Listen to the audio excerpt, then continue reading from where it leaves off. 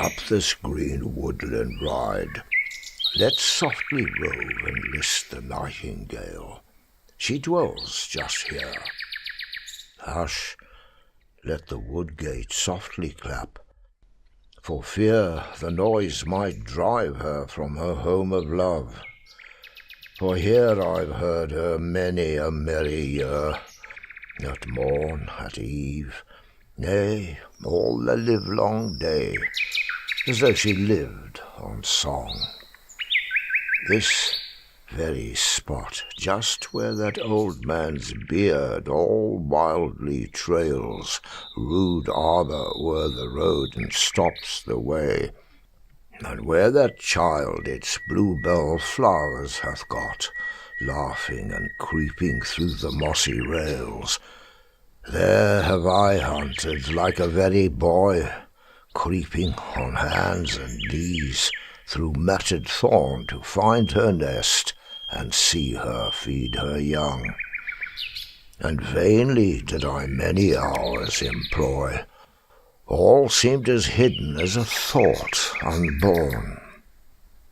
And where those crimping fern leaves ramp among the hazel's under boughs, I've nestled down and watched her while she sung.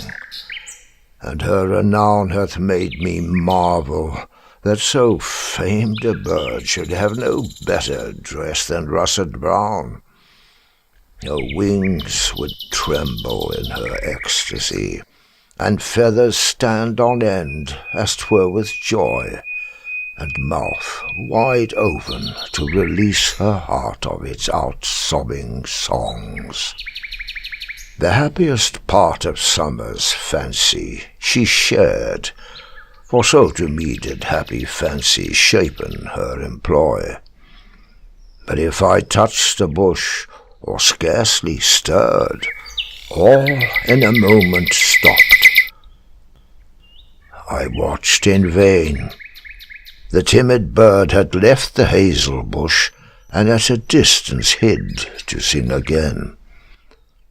Lost in a wilderness of listening leaves, rich ecstasy would pour its luscious strain, till envy spurred the emulating thrush to start less wild and scarce inferior songs. For while of half the year care him bereaves, to damp the ardour of his speckled breast, the nightingale to summer's life belongs, and naked trees and winter's nipping wrongs are strangers to her music and her rest. Her joys are evergreen, her world is wide, the Nightingales Nest. Hark, there she is as usual. Let's be hush, for in this blackthorn clump, if rightly guessed, her curious house is hidden. Part aside these hazel branches in a gentle way, and stoop right cautious 'neath the rustling boughs. For we will have another search today, and hunt this fern-strewn thorn clump round and round. And where this reeded wood-grass idly bows, we'll wade right through, it is a likely nook. In such like spots, and often on the ground, they'll build, where rude boys never think to look. Aye, as I live, her secret nest is here, upon this white thorn stump. I've searched about for hours in vain. There, put that bramble by, nay, trample on its branches and get near. How subtle is the bird! She started out, and raised a plaintive note of danger nigh. Ere we were past the brambles, and now, near her nest, she sudden stops, as choking fear that might betray her home. So even now we'll leave it as we found it.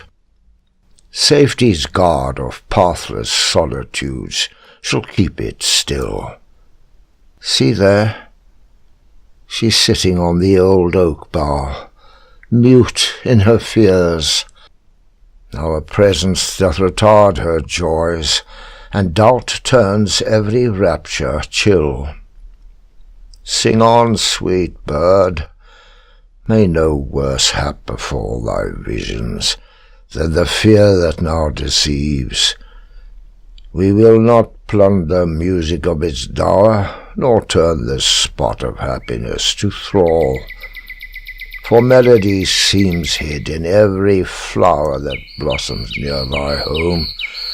These harebells all seem bowing with the beautiful in song, and gaping cuckoo flower with spotted leaves seems blushing of the singing it has heard.